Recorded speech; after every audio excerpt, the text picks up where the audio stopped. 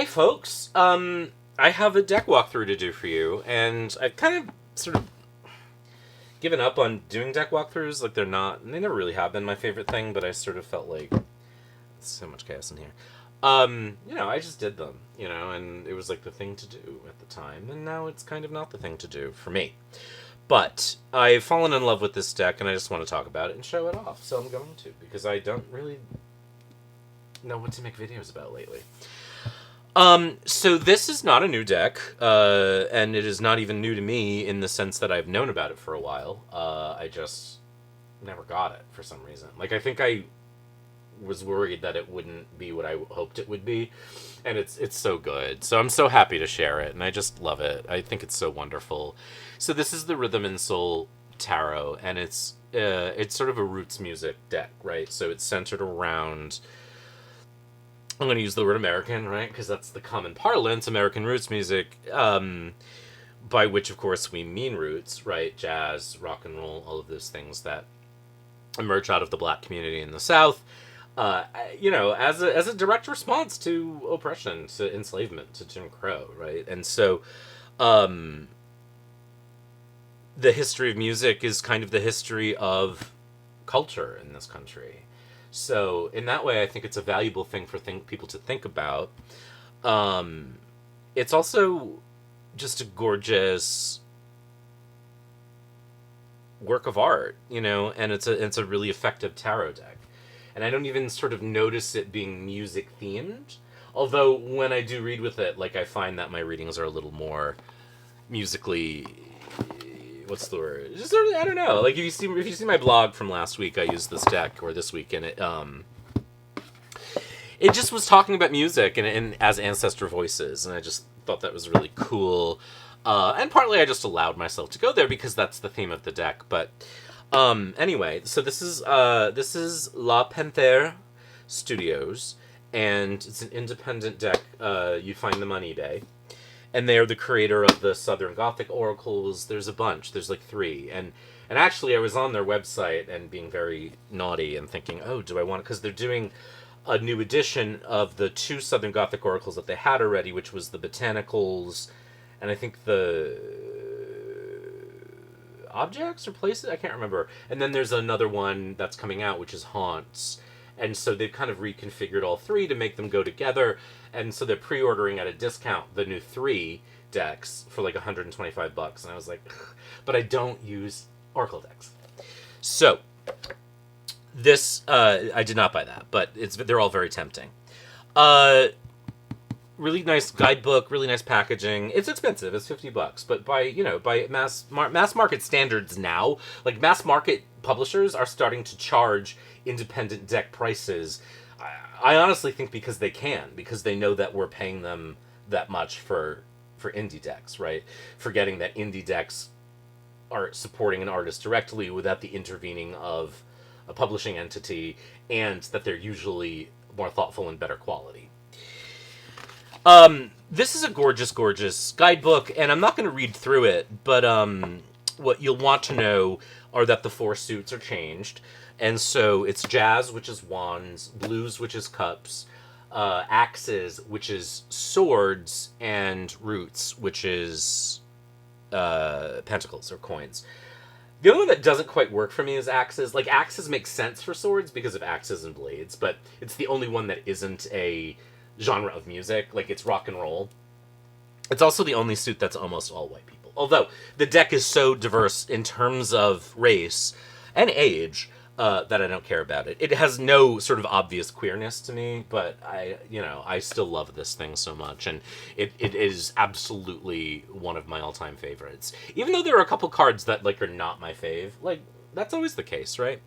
I also find that when I look at this deck in order, I'm less charmed by it than when I look at it in color, in shuffled. In shuffled. What's wrong with me? There's something about the way the deck mixes up into readings that I enjoy more than seeing the deck in order, which, who really looks at the deck in order after the first time they get it? Or when they're recording a review. This is the back. So, it's a little record. So, here's the Fool running with a guitar. And so I know that some of the people in this cards are people in the tarot world. Others are sort of famous people from music or history. I don't know who they all are. I can't remember. I did look at the guidebook, and it tells you some. Some I remember. Some I think I know.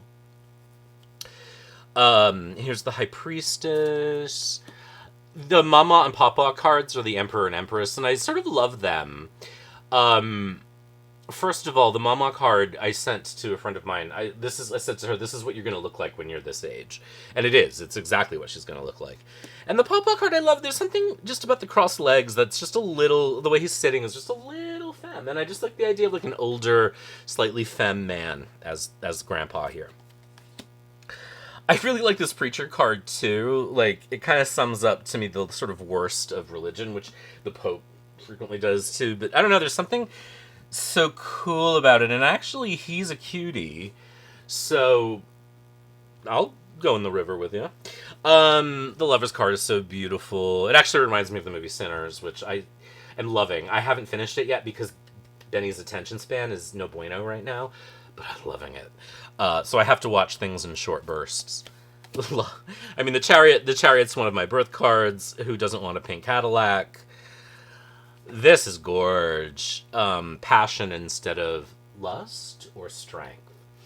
And I know a lot of people don't like the word lust in decks, in the Crowley deck. It's actually why I think you can't have the Crowley deck in prison. But it's another word for it. And it's I think they're both getting passion, lust. I think they're both getting at what was intended by Frida Harris and Crowley, which was vim, vigor. Like, energy, thrust, so to speak. Not entirely male, given that it was Crowley. Yes, I'm sure he meant it that way, but for us, we don't have to think of it that way. This is just a beautiful hermit card. I just love the lighting of the paint. It's just so beautiful.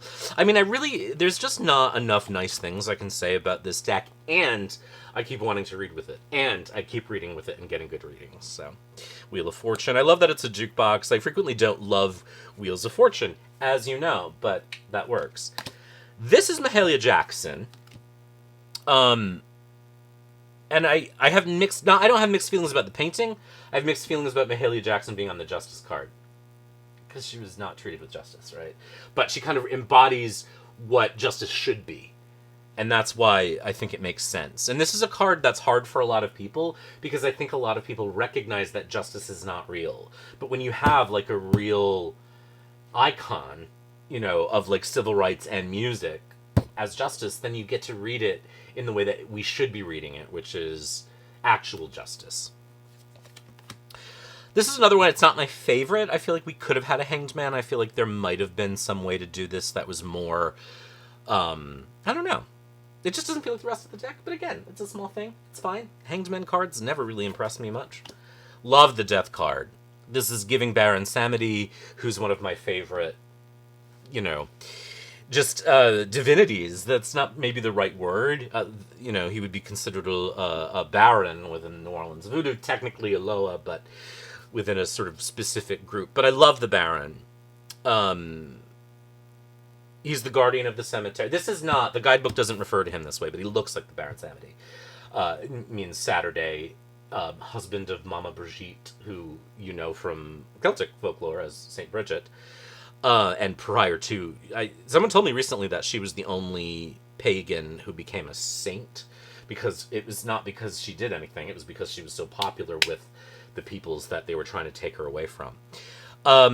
He guards the cemetery. He is a drinker. He is a smoker. He is a drug user. He is a foul-mouthed, potty-mouthed, sex-obsessed, and that, to me, is what death should be like. But he loves children, and he cares for children, and he will never cut the string of your life until you're ready. And I don't know, the story of the Baron, he's one of my, I don't ask the Baron for things. You don't really ask the Baron for something. But I have a sort of a devotion to the Baron in that way. Harmony, I think, is a great alternative for Temperance. It sort of falls in line with Adjustment in the Crowley. This is a Crowley kissed majors. And so Harmony would have been Adjustment and Crowley. Both of those I quite like, because they kind of get a little more practically for a reader, anyway. Ironically, because Crowley was not interested in fortune telling. Love the Devil card. I need a sexy devil in a deck. This is a sexy devil. Could not be more in love with that card. The Tower is such a, this is a juke joint that's been burned down, which is, again, a part of music in this country. Because what now we call rhythm and soul and folk and country and rock and jazz was called race music, up until white people started liking it and doing it and burning down juke joints, even before, white people got into black music. I mean, I think it's such a good history lesson to understand that the history of American music is the history of racism in this country. You know what I mean? And so you cannot divorce the two. And so it's an invitation to explore that, while also recognizing that the music is music, and music lifts and delights, when it's authentic and real and coming from a place. And you can see it in the movie Dreamgirls, right? Like, the movie Dreamgirls it's not the movie that I wanted to see made of Dreamgirls, but it's the movie that was made of Dreamgirls. If you know the Broadway show, even better. But you see it in the first scenes of, like, the really good music, and then the sort of white person, church choir. Not even church choir, like folk group, and that's music, and that's fashion, and that's literature, and that's activism, and that's politics, and that, what I mean? It's all, that story just repeats and repeats and repeats. Gorgeous Moon. So here's a famous studio where folks like Elvis recorded. And so, right, Elvis, right? We know Elvis is like the king of rock and roll, right? But everything Elvis did was taken from black people. I can't assign motive. I always say, like, they didn't have, so you want to talk about race, and we do now, but, like, we have to know and sit with that. The Aeon or Eon instead of the Judgment card. Another thing I really like. I think about it in big eras, and I think that that's a really useful way to read the card. Not my favorite world card. It just looks a little, like, out of character for the deck, but again, like, that's just a minor quibble. So there were 2 extra cards, Rhythm and Soul, and they're both quite nice. I actually left them in, which I typically do not do. But I just think the paintings are so beautiful. So here we are in the Suit of Wands, or Jats, excuse me. It's just a beautiful, so it's very Rider-Waite-Smith, and that is a thing that I kind of feel myself resisting in life, right? But you can't beat it. It's so beautiful. So I love this musician just sort of walking down the street. I feel like I've walked down that street in New Orleans, you know what I mean? Like, I just love it. I also love that this music is taking us away from the kind of, which is, interesting, right? Because I was just really talking about the colonization of music, in essence. But it's taking us away from the sort of colonial British imagery of the Waite-Smith with those 2 cards, and then brings us to this card of, of women just dancing and feeling, and it's giving so many moments throughout history, but it's just again, there's, like, such a beautiful journey of music through those that replaces the shitty history and doesn't whitewash it. 5 of Wands. There's one card in each suit that sort of feels like we didn't quite know what to do with, but they're that's just a value judgment again. Like, it's just because it's so good that it's easy to nitpick. And so I'm like, okay. But the thing about this, right, having said that, is it does something that I really like, which is that it neutralizes a typically negative image. And I dig that. So, while I say that, I actually prefer cards that have a more neutral vibe. So, if I had my way, the whole deck would be, like, the minors would be a little more neutral. But again, like, that's not, that I'm just sort of neurodivergenting my way through this. 6 of Wands, great, like, Mardi Gras float. I wish it were at night. And there's a reason why. And it's this. And I just want the story from the 6 to the 7 to continue. So this is also Mardi Gras, and these were the flambeaux that they still use. And I haven't been to New Orleans for Mardi Gras because that's not my scene.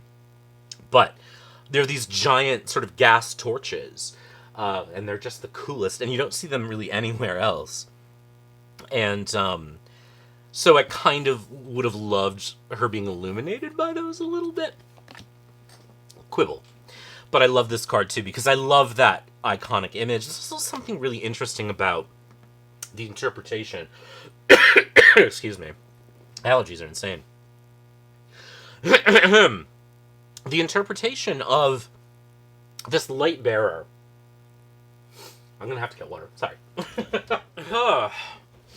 Just check my makeup. I'm back. Water procured. This happens to me all the time. By the way, plug, not sponsored. Tarot readers. Listen, kids, if you do like a lot of talking for work, these are expensive. So I don't use them a lot, but I use them when I do events and I'm going to be yapping all night. Grother's Pastilles. They're glycerin throat drops. They're legit. I love these, and they get they're a little soft. They're supposed to be so it's hard to resist chewing on them and like eating them like candy, but you just sort of let them dissolve and they soothe. It's kind of like slippery elm, but it tastes better.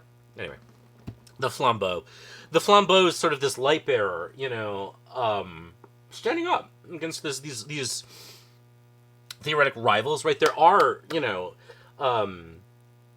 are rivalries within crews in Mardi Gras. This is not, by the way, an entirely New Orleans deck. I just happen to know this shit about New Orleans. Partly because I'm a nerd, and I went to the Mardi Gras Museum when I was in New Orleans, which I had I've talked about this before, but I love New Orleans. It is in the middle of one of the most right-wing, awful, ugly states. And it has been used as a political football since colonialization. But if there's a place that you can love in the middle of all that, it has to be New Orleans. And it is a spicy, not homogenous, sort of dehomogenous. I mean, it's hard to not use food metaphors, but stew. And there's the cathedral right in the middle in Jackson Square. And then on the other side are two museums. And the one that I really went to was the Katrina Mardi Gras. They're in the same building. Katrina Museum on the first floor, Mardi Gras on the second. All of that was great and fascinating, and the Katrina exhibits are devastating. But I remember that really vividly. I was sitting in this loggia or something, just sort of overlooking Jackson Square, alone. And I just looked out the window and looked down, and all across the street on the steps of the cathedral, all across, were all these tarot readers, right on the steps of a Catholic church. And it was this moment of, I can steal back what in Catholicism I was moved by, which was sort of the like proto-socialism of Jesus and the magic, and I can throw all the rest away, which is what Marie Laveau did, sort of. And I have such a devotion to Marie Laveau because she was a complicated character, right? Voodoo priestess of New Orleans, devout Catholic, worked very, very closely with the bishop of the cathedral. Likely, either her or the men that she lived with owned enslaved people. Complicated. But she worked with women in prison. She was a supporter. Her magic supported, as far as we know. And there's just a lot of first-hand stories. There's some oral history about Marie. So anyway, New Orleans is just a special place, I guess, is what I was trying to say. Eight of Wands. Again, another one where I'm like sort of like, oh, like you just listen again. Love. Oh, this one kills me. I often think this is the Nine of Swords because of these little chimes, but they're wands in this case because it's jazz. like, you can't see. There you go. Her face, the exhaustion devastates me. It's just, like, if you don't know, that's not Billie Holiday. That's not what she looked like. But it reminds me of Billie Holiday, who, you know, used up by the music industry and assaulted by the federal government because of her song Strange Fruit, which was about lynching, which she didn't write. 2 white men wrote.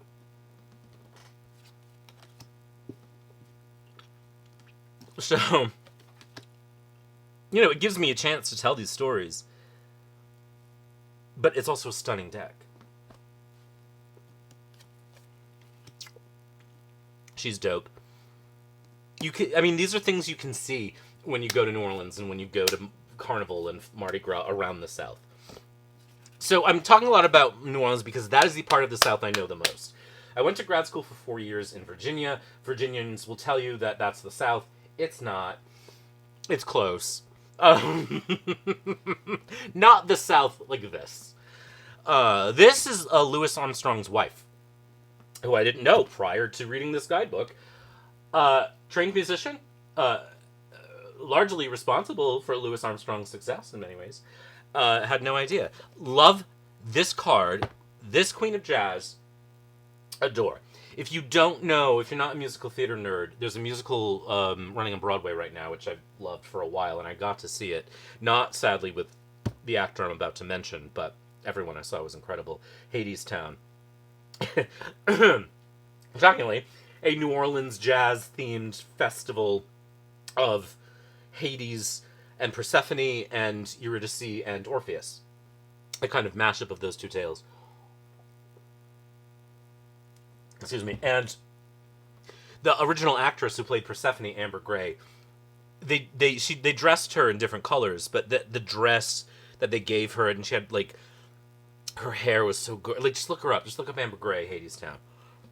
And that's who this reminds me of. And I'm such a fan of that actor.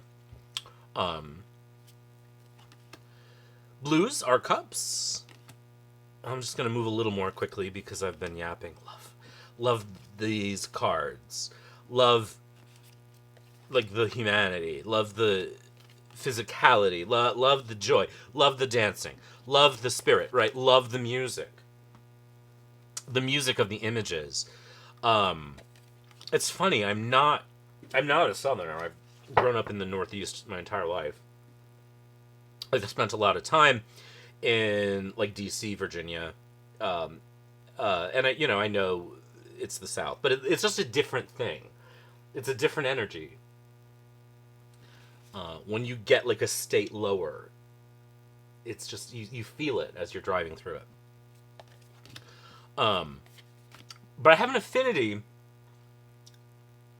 and it's a complicated one, because Louisiana and New Orleans, huge French-Canadian population, right? There's that term. French colonizer of Canada, of what we now call Canada. Those are my people, right? And when they got colonized by the British, those white people went down to Louisiana. And so you meet a lot of people with my name there, my real name. And the name, it's just like, I was like, oh my god, I know them, I know that. Like, just family names that, because I don't live in an area where there are a lot of names. Now, my family's name doesn't belong down there. But, we do, I don't know. When we're not, any of us, used to having that, like, sense of familiarity among others, you don't realize how lonely it makes you, and I think that this is what queer people are trying to articulate. You don't know how lonely you are on, when you're isolated in some way. I mean, I know that sounds insane, right? It's my name, it's not. But, it wasn't, that culture wasn't anywhere around me when I grew up. To then be surrounded by it in New Orleans was a lot. It was, it felt connected in rootlessness. Because none of us belong here in that way. And the thing that the descendants of colonizers are displaced people too. We were removed from our roots. Now, it ain't the same thing. But I say that a lot, right? Like, we should still be mad. They took our gods, too. Catholicism and Christianity, colonialism. We just got infected with it and made it worse. So, that's the kind of shit I talk about. Sorry. I think, and you know, when you get my book, it's coming out in a couple weeks. I say that, and listen, I feel strongly. If you can't listen to what I'm saying, you really have no business reading for other people. And I'm not gatekeeping, I am telling you the truth. And the reason is, you cannot pay attention to someone's life experience and lived experience if you are constantly saying, no, that's not true, no, I don't like that, no, I don't want to talk about it, no, I don't like that, no, that's not true, he wasn't a racist, blah, blah, blah, blah, blah. Yes, he was, yes, they are, yes, they were, right? We have to be able to tell each other the truth. We have to be able to see the truth as readers in order to fucking tell the truth. How are you going to tell someone the truth about why they're not getting promoted because their boss is a misogynist if you don't even fucking believe misogyny is real? You can't. You can't. Which means you're giving your client incorrect information. Which means you're a liar. I love this card. I love the kind of James Dean vibe. Actually, it does make total sense because there's always something performative about this card. So, axes or swords. Another kind of James Dean moment.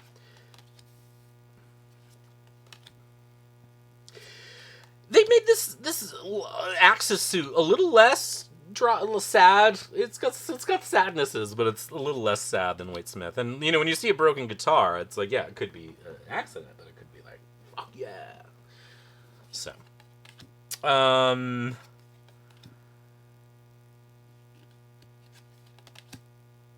the color and the saturation and the richness. And this cardstock's really nice, too. It's not hard to shuffle. It's a little thick, but it's nice and bendy. I'll shuffle it for you. He says like a weary dad. No, I'll shuffle it for you. Roots is coins. That's a really striking image, too. Just this sort of cornbread pan and like 5 cents in an empty glass. And it's like, we got no money.